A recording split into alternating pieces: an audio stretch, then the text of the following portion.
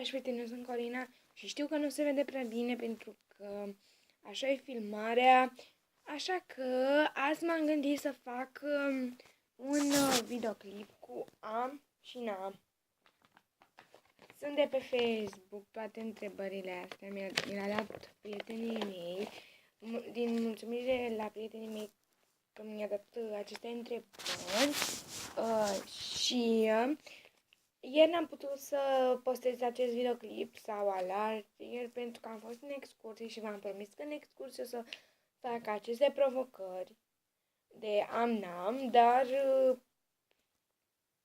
într-un fel n-am avut timp. Așa că îmi pare foarte rău. Îmi pare foarte rău că n-am putut și uite că le-am aici pe toate.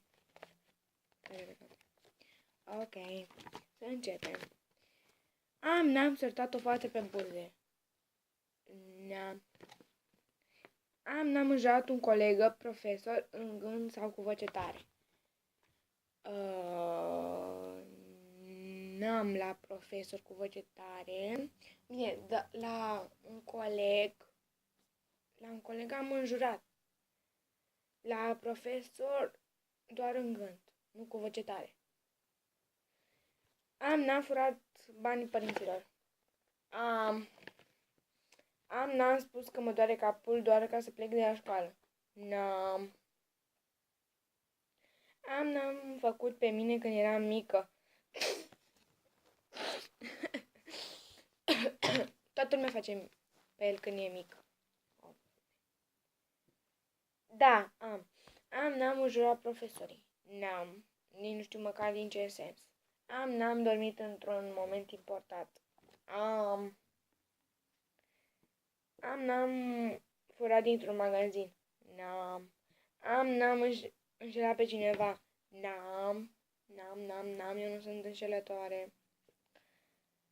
N-am căzut pe scări. La școală. N-am ascultat muzică cu înjurături. Șatra. Benz.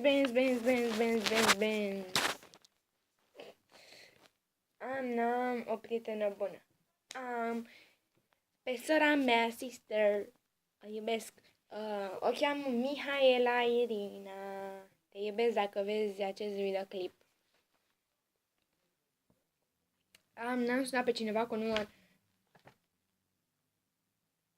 privat. De multe ori. La ziua mea, când n-am chef de nimica și de astea.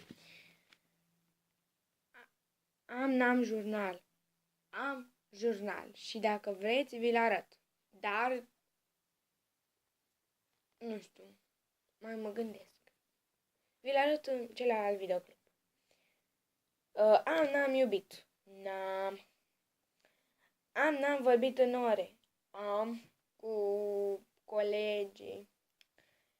N-am fost odată afară. N-am fost dat afară din clasă pentru că râdeam. În clasa 1 parcă, doamna învățătoare m-a dat afară că râdeam foarte tare și uite că m-a dat afară. Și, și dacă îmi dați like și subscribe, sau cum se numește ăla, sau și vă abonați, o să vă dau numărul meu de telefon și dacă vreți o să vă dau și numărul la prietena mea cea mai bună. Și la fel și Mihaela, o cheamă Mihaela și are și ea un YouTube.